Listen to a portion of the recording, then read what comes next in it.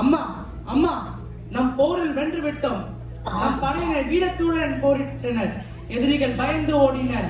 நம் நாட்டை எதிர்க்க இனி எவரும் இல்லை. அம்மா, என்னை வாழ்த்துங்கள், என்னை வாழ்த்துங்கள்.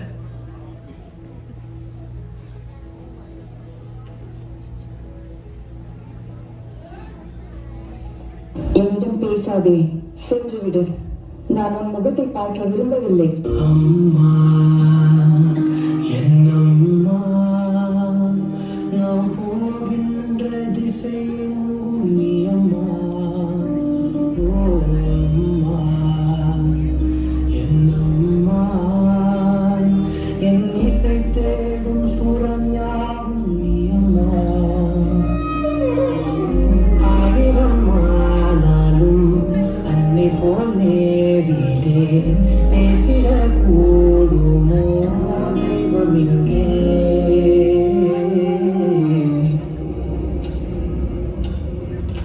ஒரு முறை என்ன பாரம்மா, கடவுளின் கண்கள் நீயம்மா. காவலிலும் போலேதம்மா, உன் போலம்மா யாரம்மா. திகழ்களை பிடித்திடும் போது கிடைக்கிறே பிரபஞ்சமே. தாயே உம்மடியில் இருந்தால் போதும் அம்மா. ஒரு முறை என்ன பாரம்மா தாயே, தாய்மையின் உச்சம் நீ அம்மா. தாயே,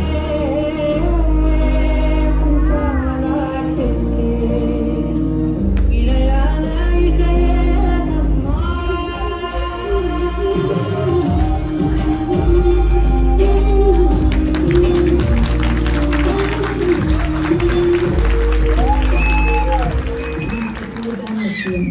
உலகத்தை அடைவதுதான் உனக்கு முக்கியம். அம்மாவின் சொல் உனக்கு முக்கியமல்ல. அம்மா முக்கியமல்ல. என்னை தொடாதே, சென்று விடு. செல்லமாய் பேரிட்டு நீ என்னை கூப்பிட, ஊட்டிடும் சோற்றிலும் பாசத்தை ஊட்டிட, காட்டிடும் தீபத்தில் நான் உன்னை கூட்டிட, எனக்காய் துடிக்கும் இதயம் நீ அம்மா. நீ இல்லாமல் நானும் தீவாகின்றேனே, நீர் இல்லாமல் சாவும் நீனாகின்றேனே. நீ வந்தாலே போதும் சமாதானமே, உன்னை தாண்டி உலகம் ஏன். ஒரு முறை என்ன பாரம்மா, கடவுளின் கண்கள் நீ அம்மா. காவலிலும் போலேதம்மா, உன் போலம்மா யாரம்மா. நினைவுகள் இருப்பது நானே இருக்கிறேன் நீருடன். தாயே, உன் வாழ்ந்தால் போதும்.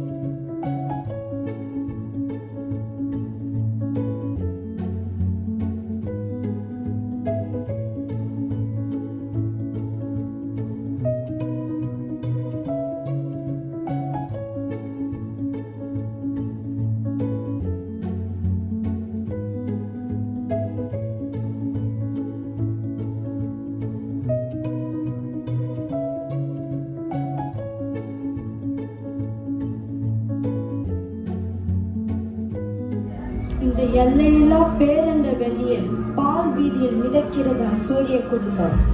இது பல கோடி ஆண்டுகளுக்கு முன்னர் நிகழ்ந்த பெருவெடிப்பின் காரணமாக உருவானது. நம் பால் வீதியின் நடுவில் மிகப்பெரிய நட்சத்திர நெருப்பு கோளமாக கதிரவன் உள்ளது.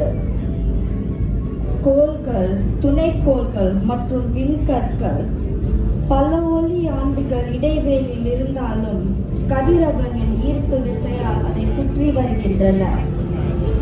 இந்த சூரிய குடும்பத்தில் நிலம், நீர், நெருப்பு, காற்று, ஆகாயம் கொண்ட பூமி உருவாகியது. பூமி முழுவதும் நீரால் சூழப்பட்டிருந்தது. நீர் விலகி நிலம் தோன்றிய போது நீர்கள் உருவாகும் சூழல் ஏற்பட்டது.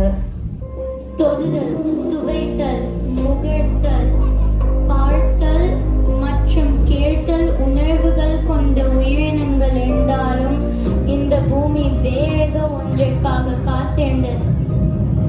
நீரின் அடியிலிருந்து முதலில் வெளிவந்த கல்லும் பாறையும் நிறைந்த உயரமான மலைப்பகுதியில் இப்பிரபஞ்ச வரலாற்றில் ஒரு முக்கியமான நிகழ்வு படிப்படியாக நிகழ்ந்தது. ஆம், ஊர்ந்தும் தவழ்ந்தும் பறந்தும் நீந்தியும் கொண்டிருந்த உங்களுக்கு நடுவே ஒரு புதிய உயிரினம் உருவாகியது. அதன் முதுகெலும்பு புவியீர்ப்பு விசையை எதிர்த்து நேராக நிமிர்ந்து நின்றது. ஐந்தறிவையும் தாண்டி மனவெண்ண சிந்திக்கும் ஆற்றலுடன் ஆரணி மதுவே அவற்றோடு மனனே என்று ஆறறிவு பெற்ற ஆதி மனிதன் தோன்றினார். சிந்திக்க தெரிந்த மனித இனத்தில் முதல் குழந்தை பிறந்தது.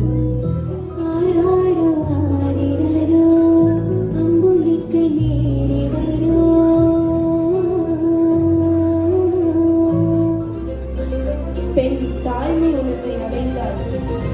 ஆதி மனிதன் தாயின் அன்பை உணர்ந்தான். ஒவ்வொரு மனிதனையும் கண்ணுக்கு தெரியாத இலையாக ஒருவரோடு ஒருவரை பிணைத்திருப்பது அன்புதான் என்பதை கண்டு கொண்டார். மலையும் மலை சார்ந்த பகுதியில் ஆதி மனிதன் தன் இருப்பையும் பாதுகாப்பையும் உணர்ந்து புகையில் இருப்பிடம் அமைத்துக் கொண்டான். தனக்கு ஒரு எல்லையை வகுத்துக் கொண்டான். தன்னை பாதுகாக்கவும் பசிக்காத விலங்குகளை வேட்டையாடவும் கையில் கிடைத்த கல், மரம் போன்றவற்றை ஆயுதமாக பயன்படுத்த பின்னர் இரும்பு கிடைத்த பிறகு வாள், வேல் போன்ற ஆயுதங்களை பயன்படுத்த கற்றுக்கொண்டார். விலங்குகளை பணிய வைத்து பழக்கப்படுத்தினார். இதுவே பொய்யகல நாம் புகழ் விழுத்த என் வியப்பாம்.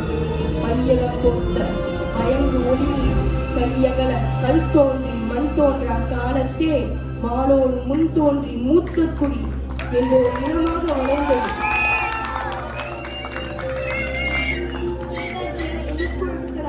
கூட்டங்களாக வாழ்ந்தனர். இதன் அடிப்படையில் பாதுகாப்புக்காகவும் உணவுக்காகவும் இணைந்து சமுதாயம் பின்னர் விவசாயம் கண்டுபிடிக்கப்பட்டது. இது மனிதர்களை புலம்பெயர்கள் வாழ்க்கையிலிருந்து நிலைத்து குடியிருப்புகளாக மாற்றியது. அதே சமயம் சுயநலமும் தோன்றியது. ஒவ்வொருவரும் தங்களுக்கென உரிமை, சொத்து மற்றும் அதிகாரத்தை கோர தொடங்கினர். தனக்கு உரிமையும் அதிகாரமும் இருந்த இடங்களை தாண்டி அடுத்தவரின் செல்வங்கள் மேல் ஆசை பெறுகிறது. தன் எல்லைகளை விரிவுபடுத்தும் பேராசை எழுந்தது. இதுதான் போர் என்னும் எதிர்பாராத ஆனால் தவிர்க்க முடியாத விளைவுகளுக்கு வழிகாட்டியது.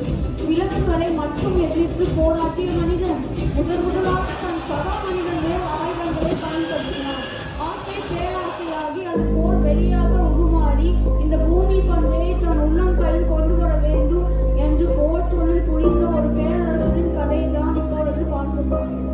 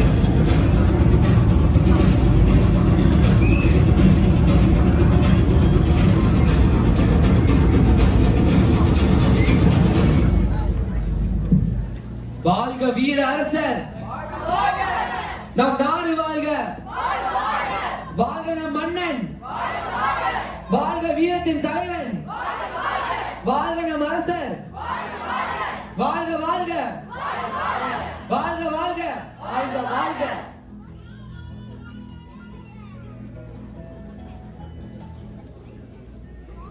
அரசர் வீரத்தில் பிறந்தவர், போர்க்களத்தில் பராக்கிரம் காட்டி வெற்றியை நிலைநாட்டியவர்.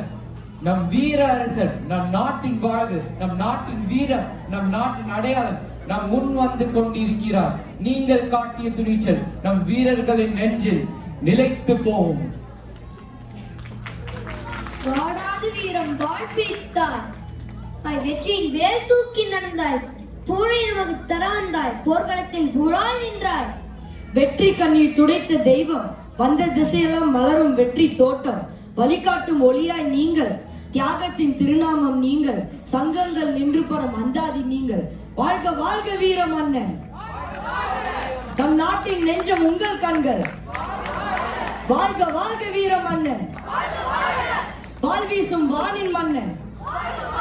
வாழ்க வாழ்க வீர மன்னன், வாழ்க வாழ்க வீர மன்னன், வாழ்க வாழ்க வீர மன்னன்.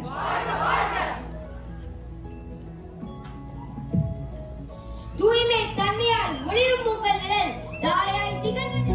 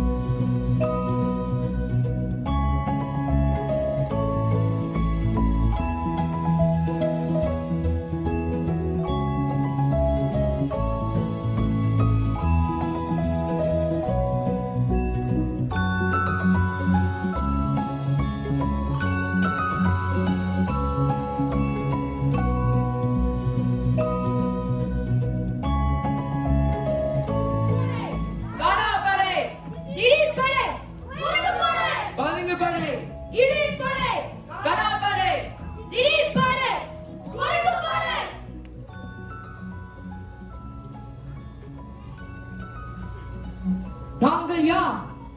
உறுதி குனியாது உரம் போல நிமிரும் வீரர்கள். போர்க்களத்தில் நடுவே நிமிர்ந்த பெருமை நாங்கள்.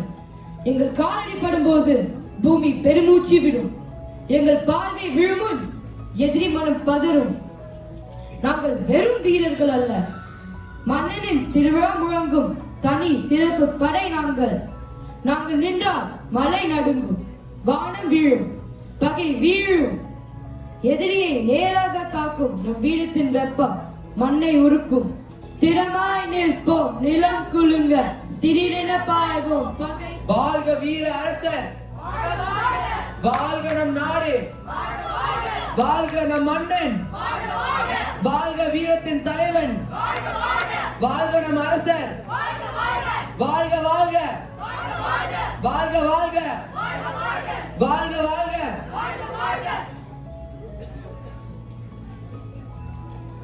அமைச்சரே, ராஜமாதாவை காணவில்லை, வரவில்லையா? மன்னித்து விடுங்கள் அரசே, ராஜமாதா வரவில்லை. உங்கள் மேல் மிகவும் கோபமாக ஆகியுள்ளார். கொண்டாட்டத்தை நிறுத்துங்கள். நான் வரும் எந்த கொண்டாட்டங்கள் நடக்கக்கூடாது.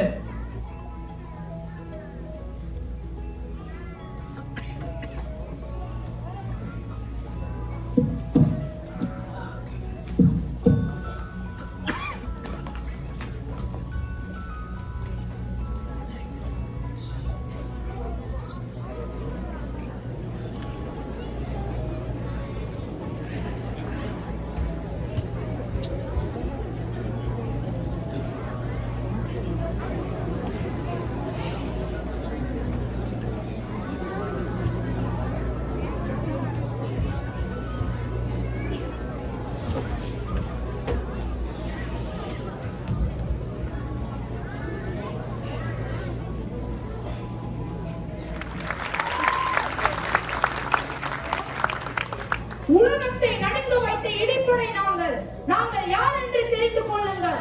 எங்கள் பெயர் இடிப்போல் துள்ளும், எங்கள் காலடி விழுந்தால் மண்ணை நடுங்கும்.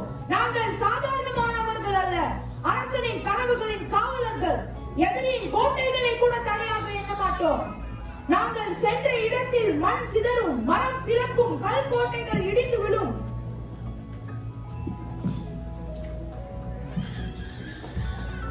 உலகமே எதிர்த்தாலும் நாங்கள் பின்வாங்க மாட்டோம். சுவர் இருந்தால் இடிப்போம், மலையை கிழிப்போம், கடல் இருந்தால் கடப்போம், எதிரியை நொறுக்குவோம். நாங்கள் தான் வெல்ல வேண்டும். வெற்றிக்கு வேறு வழி இல்லை.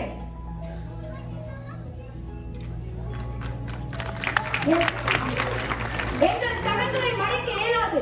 எங்கள் காலடிகள் எதிரிகளின் இதயத்தை கிழிப்போம். இடிப்படையின் வீரத்திற்கும் தியாகத்திற்கும் உங்கள் ஆரவாரத்தை வழங்குங்கள். இடிப்போல் திரண்டோம், உடன்பாடு. வான்போல் விரித்தோம், வெள்ளை விழி. மண்போல் இழைத்தோம், காலடி வேறாய். நம் இடிப்படையினால் உலகம் நடுங்கும், நம் தியாகத்தால் உலகம் கிளைக்கும்.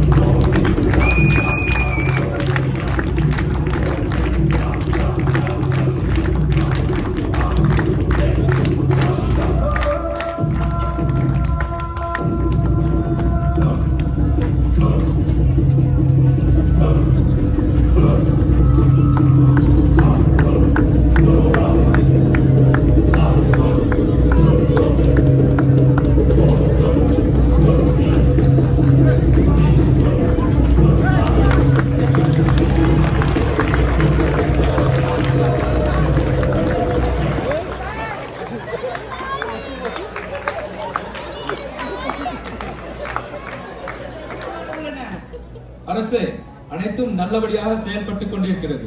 நம் ஒற்றன் நமக்காக செய்தியை கொண்டு வந்துள்ளான்.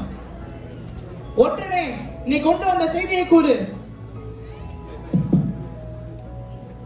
அரசே, மன்னியுங்கள். நாங்கள் உலகத்தை முழுவதும் கைப்பற்றியதான் நினைத்திருந்தோம். ஆனால் உண்மை இந்த 4 ஆண்டுகளாக சுத்தி வந்த போது ஒரே ஒரு இடம் மட்டும் நம் பார்வையிலிருந்து தப்பித்தது. அந்த இடம் நம் நாட்டில் இல்லை, நமதில்லை. அங்க இருக்கும் அந்த நாடு மிகவும் செழிப்பான நாடு. அங்க இருக்கும் மக்கள் மிகவும் அமைதியாகவும் இயற்கையாக ஒன்றி வாழ்கின்றனர். அவர்கள் காத்தில் வாழ்ந்து காத்தையே தாழது கொண்டுள்ளார்கள். அந்த நிலம், அந்த மக்கள் வெளியில் எளிமையாக தெரிந்தாலும் அந்த இடத்தின் வலிமையும் வளமும் ஒரு நாள் பெரிய தேசமாக மாறக்கூடியது. அதை நாம் கைப்பற்ற வேண்டிய கட்டாயம் இருக்கிறது. எப்படியாவது இந்த இடத்தை பிடிக்க வேண்டும் அரசே. உங்கள் செய்திக்கு நன்றி. ஆனால் நான் என் தாய்க்கு வாக்கு கொடுத்துள்ளேன். அதனால் இந்த முறை நாம் போருக்கு செல்ல இயலாது.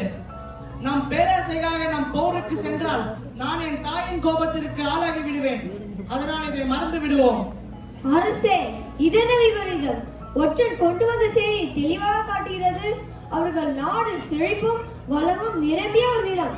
அந்த இடத்தை நாம் கைப்பற்றினால் அது நம் தேசத்திற்கும் மக்களுக்கும் பெரும் நன்மை. ஆனால் இப்போது அதை கைவிட சொல்கிறீர்களே என்று நாம் வெறும் இரக்கத்தால் வேண்டாம் என்று விட்டுவிட்டால் நாளை அது நாடே வலிமை பெறும். அதுவே ஒரு பெரிய பேரரசாக மாறி நமக்கே எதிரியாக இயங்குமானால் அப்போது நாம் எல்லாம் என்ன செய்ய முடியும்? இப்போதே தீர்மானிக்க வேண்டும் அரசே. முன் வைத்து செயல்படாவிட்டால் பின்னம் வருந்துமாறு ஆகிவிடும் அரசே. அரசே, தளபதியார் சொன்னது சரிதான். ஆனால் தளபதியார் சொல்வது சரியா? நம் ஒற்றன் கூறிய அந்த நாட்டை நாம் சாதாரணமாக விடக்கூடாது. அப்படி விட்டால் நமக்கு ஆபத்து. உங்களுக்கு தெரியாதது அல்ல அரசே. நம் அது எதிர்காலத்தை சிந்தியுங்கள். உங்கள் கூற்று சரிதான். ஆனால் அம்மாவிற்கு இதை எப்படி விளக்குவது? கவலை வேண்டாம் அரசே. ராஜமாதாவிடம் போருக்கு செல்வதாக கூற வேண்டாம். நம் நாட்டின் கீழ் உள்ள ஒரு சிற்றரசை பார்வையிட போகிறோம் என்று சொல்லிவிட்டு நாம் போருக்கு செல்வோம். ராஜமாதாவிற்கு தெரியாமல் நான் பார்த்துக் கொள்கிறேன். எதையாவது செய்யுங்கள். தளபதிகளே, போருக்கு தயாராகுங்கள்.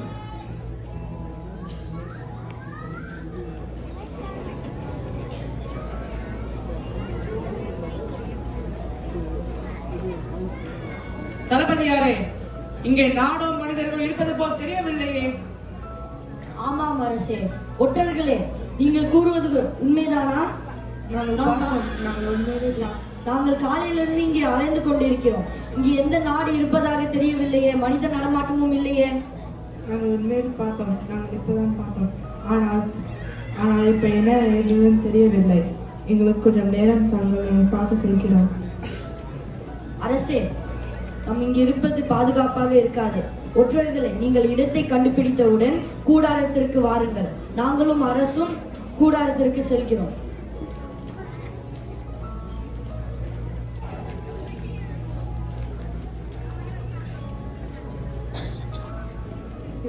நான் பார்த்து அதே இடத்துல தான் அது இருக்கிறது.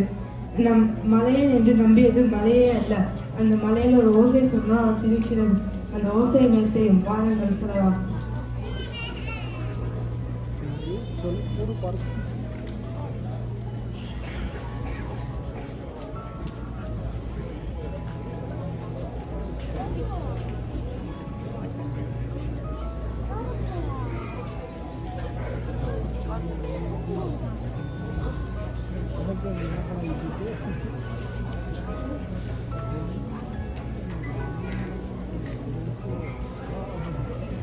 Dum dum dum ding ding ding blah. Ding ding ding la la la. Dum ding ding blah. Ding ding ding la la la. ஓசை கேட்கவில்லை என்றால் பரவாயில்லை. இடிப்படையரை கூட்டு இந்த சுவரை இடித்து தரைமாட்டமாக்குங்கள்.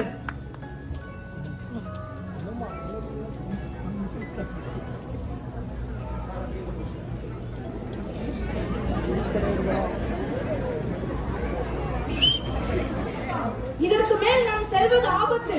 நாளை காலை மீண்டும் வருவோம். சரி, நாளை காலை வருவோம்.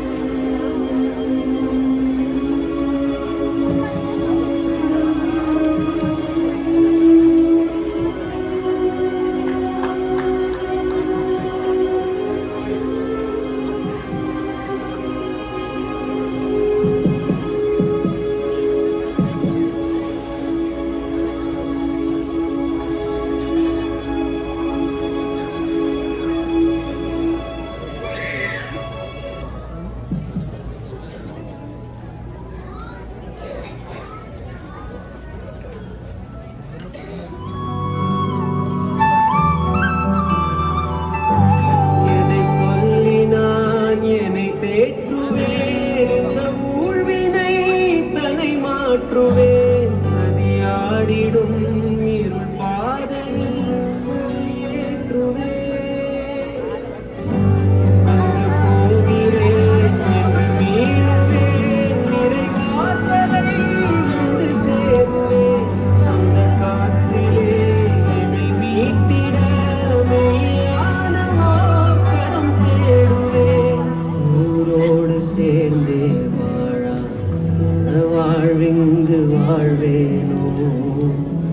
நீரோடு சேர்ந்தே போகாத நீ குளிரினாய்.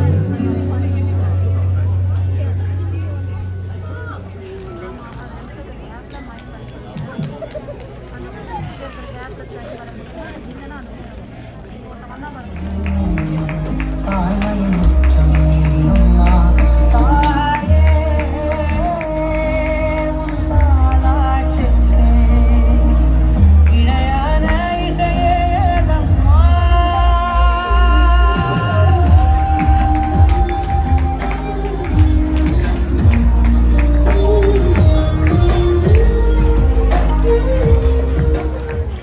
செல்லமாய் பேரிட்டு நீ என்னை கூட்டிட கூட்டிடும் சோற்றிலும் பாசத்தை ஊட்டிட காட்டிடும் ஈரத்தில்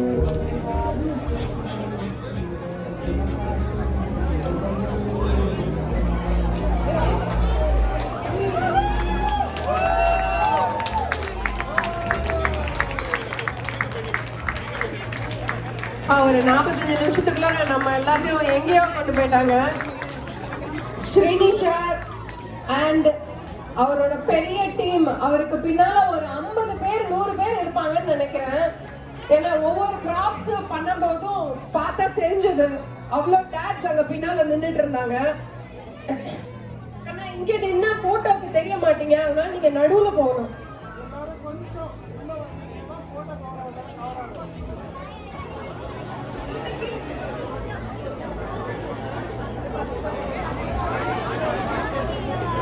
செக் செக் செக்.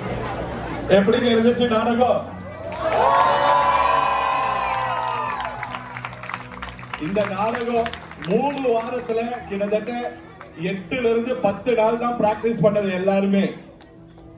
இதுல கிட்டத்தட்ட 12 இருந்து 16 வாலண்டியர்ஸ் கோஆர்டினேட்டர்ஸ் ப்ராப்பர்ட்டி பண்றது மட்டுமே கிட்டத்தட்ட 20-22 பேர் பண்ணிட்டு இருந்தாங்க. இதுல இருக்கிற டயலாக்ஸ் எல்லாமே ஒரிஜினல். இந்த பசங்க இந்த டயலாக்ஸ் எல்லாத்தையும் நீங்க பார்த்திருப்பீங்க, இவங்க பேசுற உச்சரிப்பு எல்லாம்.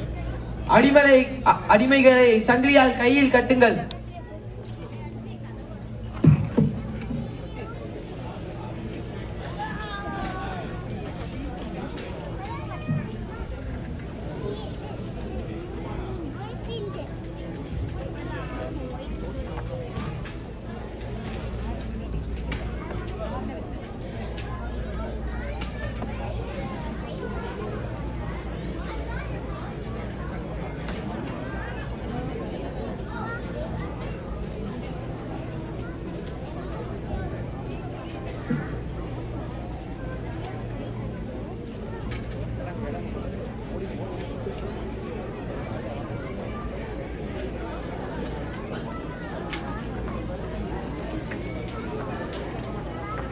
நிலை 7 இருந்து செந்தில் கூடவே இருந்து முதல்ல இருந்து கடைசி வரைக்கும் கூடவே இருந்து எல்லாம்.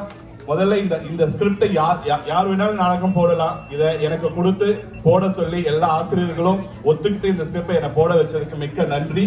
முத்துசெல்விக்கு நன்றி. இந்த நாடகத்துல 187 குழந்தைகள் இருக்காங்க. நினைச்சு பாத்தீங்களா? 187 குழந்தைக்கும் ஒவ்வொரு கேரக்டரை கொடுத்து அதை கோஆர்டினேட் பண்ணி பண்றது.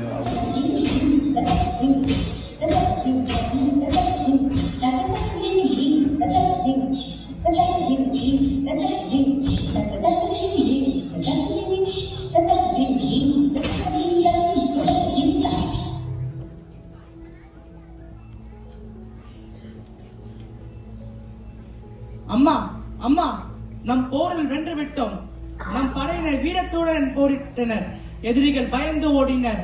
நம் நாட்டை எதிர்க்க இனி எவரும் இல்லை அம்மா. என்னை வாழ்த்துங்கள், என்னை வாழ்த்துங்கள்.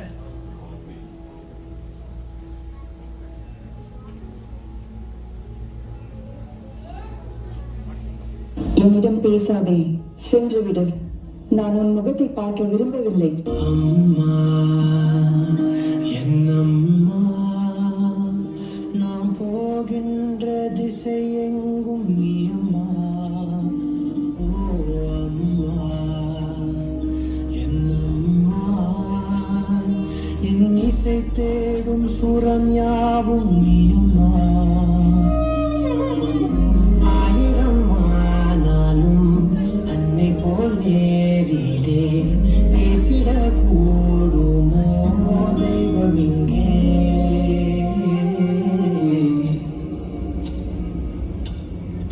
ஒரு முறை என்ன பாரம்மா கடவுளின் கண்கள் நீ அம்மா காவலின் போலே அம்மா உன் போல் அம்மா யாரம்மா விரல்களை பிடித்திடும் போது கிடைக்குதே பிரபஞ்சமே தாயே உம்மடியில் இருந்தால் போதும் அம்மா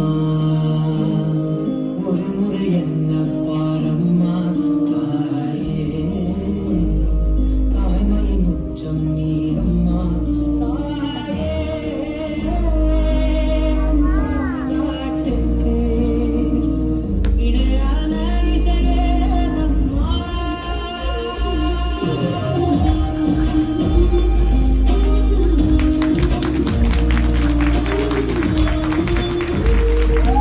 உனக்கு போர்தான் முக்கியம், உலகத்தை அடைவதுதான் உனக்கு முக்கியம். அம்மாவின் சொல் உனக்கு முக்கியமல்ல, அம்மா முக்கியமல்ல. என்னை தொடாதே, சென்று விடு. செல்லமாய் பேரிட்டு நீ என்னை கூப்பிட ஊட்டிடும் சோற்றிலும்